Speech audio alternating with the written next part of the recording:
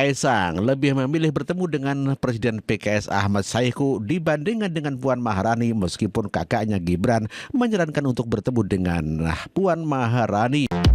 Ketua Umum PSI Kaisang Pangarep merespon perintah Wakil Presiden terpilih 2024 Gibran Rakabuming Raka untuk bertemu dengan Ketua DPP PDIP Puan Maharani terkait Pilkada Jawa Tengah 2024. Putra bungsu Presiden Joko Widodo itu menyebut belum ada jadwal untuk bertemu dengan Puan. Hal itu diungkap Kaisang di kantor DPP PKS Senin 8 Juli 2024.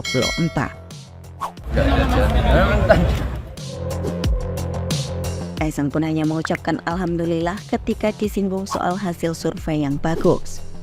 Hal itu terkait dirinya yang punya elektabilitas tinggi di berbagai survei di Pilkada Jateng. Sebelumnya, Gibran Rakabuming Raka mengusulkan Kaisang untuk menemui Puan Maharani dikarenakan Puan Maharani tertarik untuk mengusung Puan di Pilgub Jawa Tengah. Oh, bagus itu. Harusnya ini Kaisang hari ini harusnya segera bertemu Mbak Puan.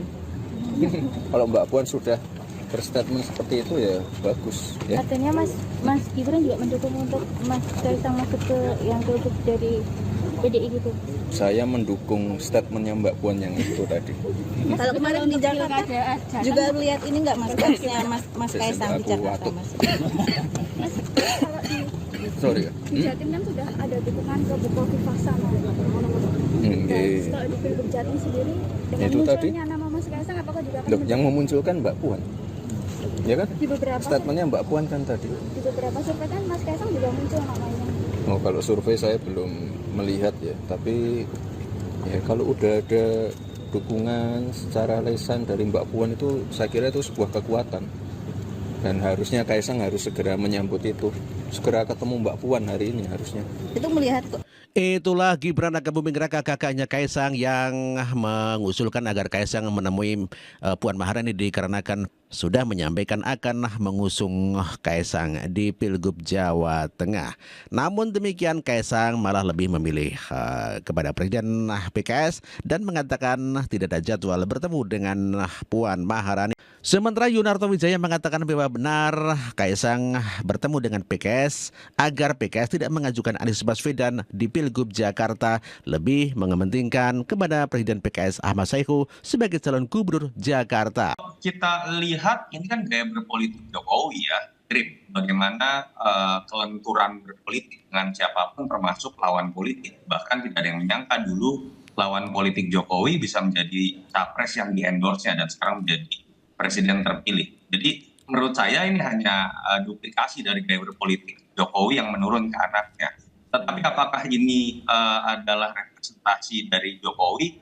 Menurut saya andai kata pun terjadi upaya menarik PKS dalam barisan Prabowo Gibran yang katakanlah spekulasinya ada peran Jokowi di situ, menurut saya itu malah akan lebih banyak terjadi di panggung politik di belakang layar. Jadi kalau kemarin saya lebih melihat memang upaya Kaisang menunjukkan dirinya sebagai seorang ketua umum yang memang harus memainkan peran-peran seperti ini, termasuk membuka kemungkinan-kemungkinan yang sekarang memang paling sulit diterka ya, itu ada di DKI. Selain kemudian sulit untuk menerka apakah Anies akan maju atau tidak, apakah PKS, Nasdem, PKB masih akan solid atau tidak, bahkan di tim pun kan kita tahu seakan-akan ada perbedaan sikap antara misalnya Bang Dasko yang menyatakan mendorong yang namanya RK dari sisi Gerindra, sementara Golkar memiliki sikap yang berbeda, RK tetap ada di Jawa Barat. Jadi menurut saya ini salah satu cara untuk kemudian membuka berbagai kemungkinan. Tapi bisa dibaca kalau ini kode dari Kaisang agar PKS tidak memunculkan Anies di Jakarta ketika kemarin disinggung soal Saiku ini, Mas Toto.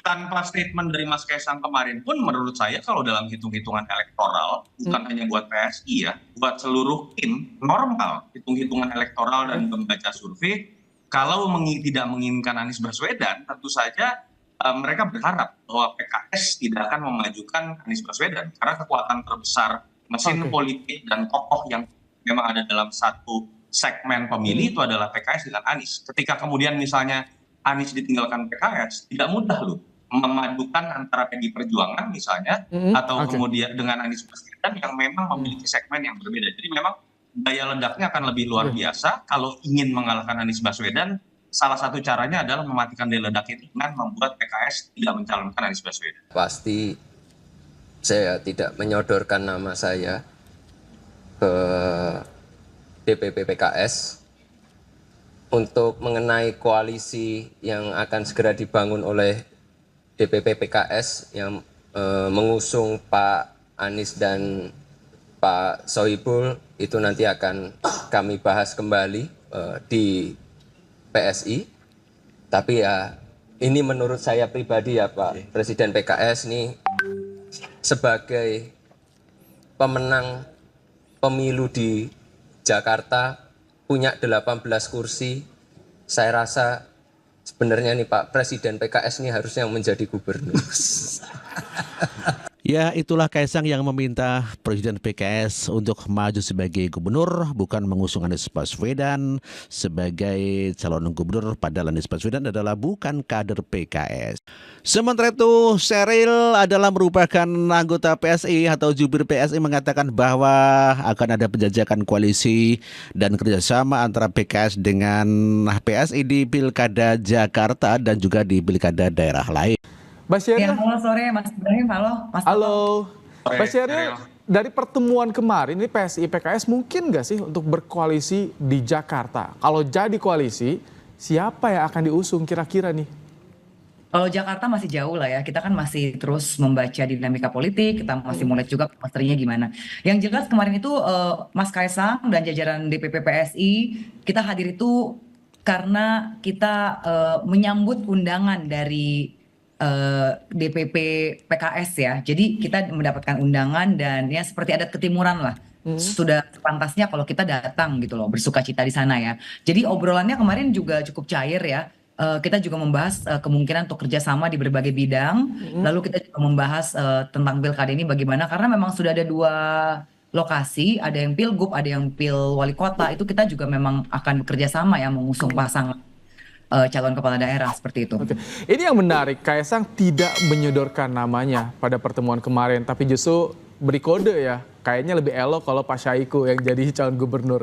Itu gimana? Apakah itu kode dari PSI agar PKS tidak mencalonkan Anies nih, Mbak Sheryl? Kalau kemarin kan Mas Kaisang sudah menyatakan itu pendapat pribadi ya, karena secara real kita melihat PKS itu ya partai pemenang untuk di wilayah kota DKI. Mereka punya 18 kursi dan selama ini memang komunikasi untuk level kota DKI gitu ya. Untuk DPW, selevel DPW PKS dan PS itu sebenarnya hubungannya cukup baik lah untuk komunikasinya, karena kan mereka sama-sama di DPRD begitu ya. PSI dari tahun 2014 sudah punya 8 kursi dan 2024 ini juga berhasil, 2019 8 kursi dan 2024 ini kembali berhasil menjaga 8 kursi.